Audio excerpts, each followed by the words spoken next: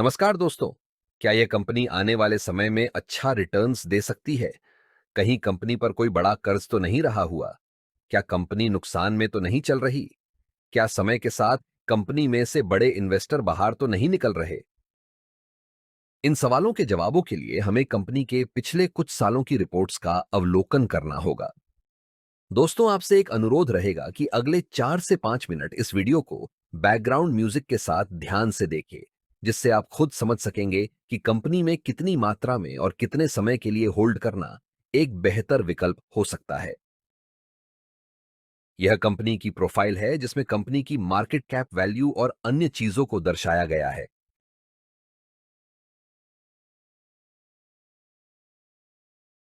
Company के stock की value में होने वाले बदलाव को ग्राफ के माध्यम से देख सकते हैं और इससे अंदाजा लगाया जा सकता है कि कंपनी के स्टॉक वैल्यू में कितना फेरफार हुआ है।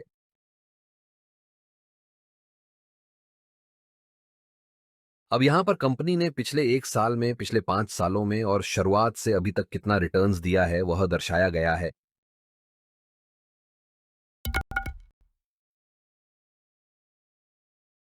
दोस्तों, अब हम कंपनी की फाइनेंशियल रिपोर्ट को देख लेते हैं कि कंपनी कितना रेवेन्यू और प्रॉफिट बना पा रही है। क्योंकि कंपनी को आगे बढ़ने के लिए अच्छा प्रॉफिट बनाना भी जरूरी होता है, तो नीचे की रिपोर्ट पर ध्यान दे।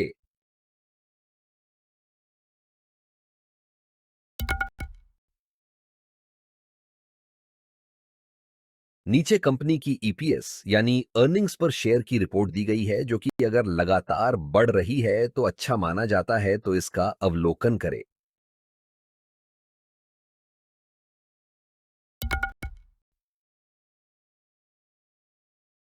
नीचे कंपनी की डीपीएस यानी डिविडेंड पे आउट रेशियो को दर्शाया गया है।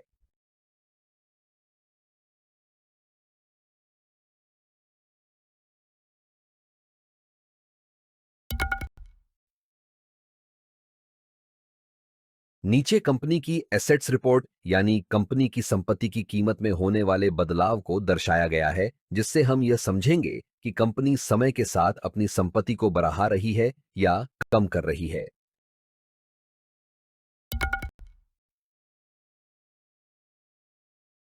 नीचे कंपनी की कैपिटल एक्सपेंडिचर्स की रिपोर्ट को दर्शाया गया है, जो अगर समय के साथ बढ़ता है तो यह कंपनी की ग्रोथ के लिए अच्छा माना जाता है।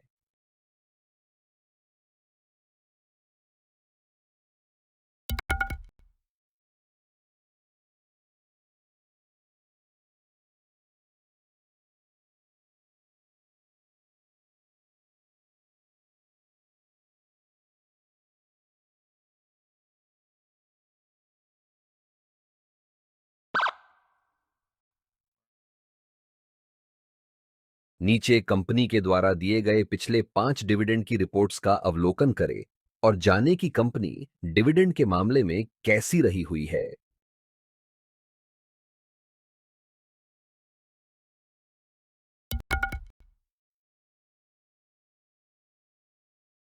अब हम कंपनी पर रहे हुए उधार या कर्ज को देखेंगे, जो कि नीचे दर्शाया गया है। अगर यह समय के साथ कम हो रहा है तो अच्छा माना जा सकता है, पर अगर लगातार बढ़ रहा है तो वह अच्छा संकेत नहीं माना जाता।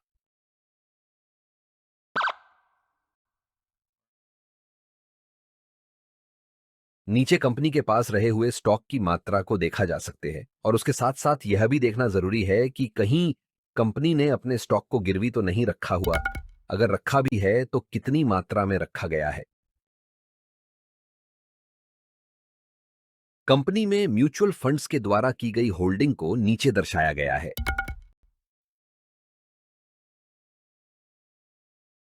कंपनी में अदर डोमेस्टिक इंस्टीट्यूशंस के द्वारा की गई होल्डिंग को नीचे दर्शाया गया है। कंपनी में फॉरेन इंस्टीट्यूशंस के द्वारा की गई होल्डिंग को नीचे दर्शाया गया है। कंपनी में रिटेल और अन्य के द्वारा की गई होल्डिंग को नीचे दर्शाया गया है। पिछली रिपोर्ट्स के अनुसार कंपनी में बड़े इन्वेस्टर्स कितनी मात्रा में रहे हुए हैं, उसके हिसाब से यहां हम रेटिंग देंगे। क्योंकि अगर कंपनी में ज्यादा मात्रा में बड़े इन्वेस्टर्स रहे हुए हैं तो वह एक अच्छा संकेत माना जाता है, और अगर न के बराबर ही रहे हुए हैं तो वह एक अच्छा संकेत नहीं माना जाता। यह कंपनी के टॉप कॉम्पिटिटर्स को दर्शाया गया है।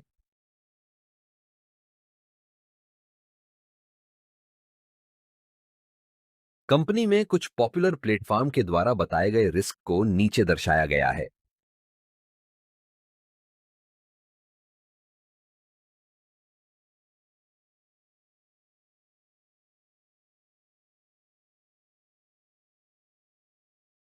ऊपर की सभी रिपोर्ट्स का अवलोकन करने के बाद 5 स्टार में से दी गई रेटिंग को नीचे दर्शाया है, जो आपको कुछ निर्णय लेने में मदरूप हो सकते हैं। तो आपको इस कंपनी के स्टॉक के बारे में क्या कहना है? हमें कमेंट जरूर करें।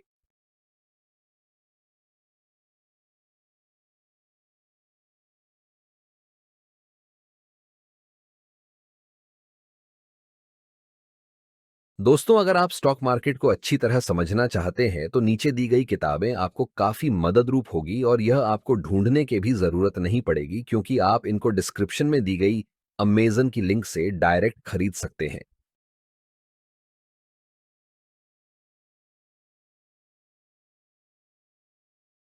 कंपनी में निवेश करने के कुछ ऐसे कारण जो कंपनी के स्टॉक की वैल्यू को तेजी से ऊपर ले जाने में मददरूप हो सकते हैं।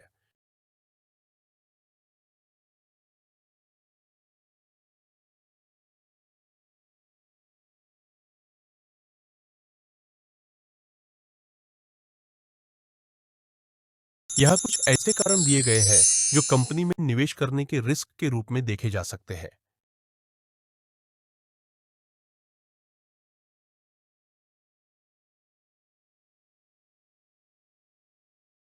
दोस्तों, स्टॉक से जुड़ी नई जानकारी के लिए चैनल को सब्सक्राइब करें और आप कौन से स्टॉक पर वीडियो देखना चाहते हैं, हमें कमेंट करें।